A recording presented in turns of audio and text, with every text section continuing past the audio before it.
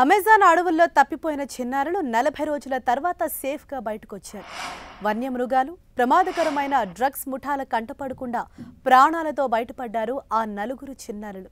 దట్టమైన అడవుల్లో తప్పిపోవడంతో రంగంలోకి దిగిన కొలంబియా సైన్యం రెస్క్యూ ఆపరేషన్ నిర్వహించి 40 రోజుల తర్వాత వాళ్ల జాడను కనిపెట్టింది.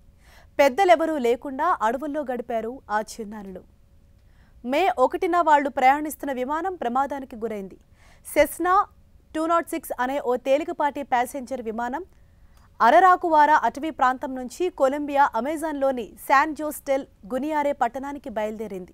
అయితే బయలుదేరిన కాసేపటికి ఇంజన్లో సమస్య ఉందంటూ పైలట్ రిపోర్ట్ చేశాడు. కాసేపటికే విమానం సిగ్నల్ రాడార్కు అందకుండా పోయింది. దీంతో విమానం ఆచూకీ కోసం గాలింపు చేపట్టారు. మే 15న గాలింపు చర్యలో భాగంగా అటవీ ప్రాంతంలో 3 మృతదేహాలను సైన్యం కనిపెట్టింది.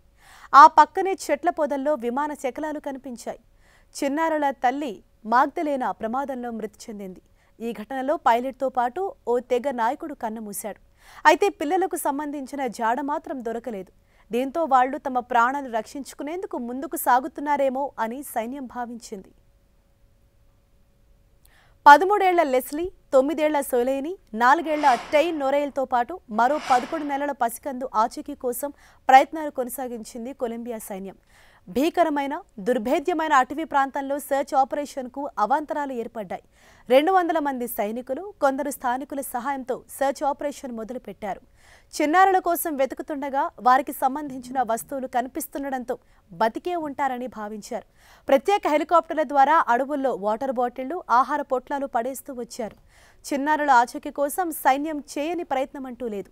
చిన్నారులు సంక్షేమంగా ఉండాలంటూ కొలంబియా మొత్తం ప్రార్థించింది. నిజంగానే వాళ్లు చేసిన ప్రార్థనలు ఫలించి చిన్నారులు సురక్షితంగా బయటపడ్డారు.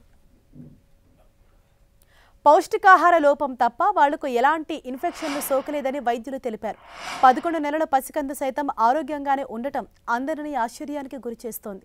13 ఏళ్ల లెస్లీ తన తోబుట్టువులను దగ్గరుండి కాపాడుకుంటూ వచ్చింది.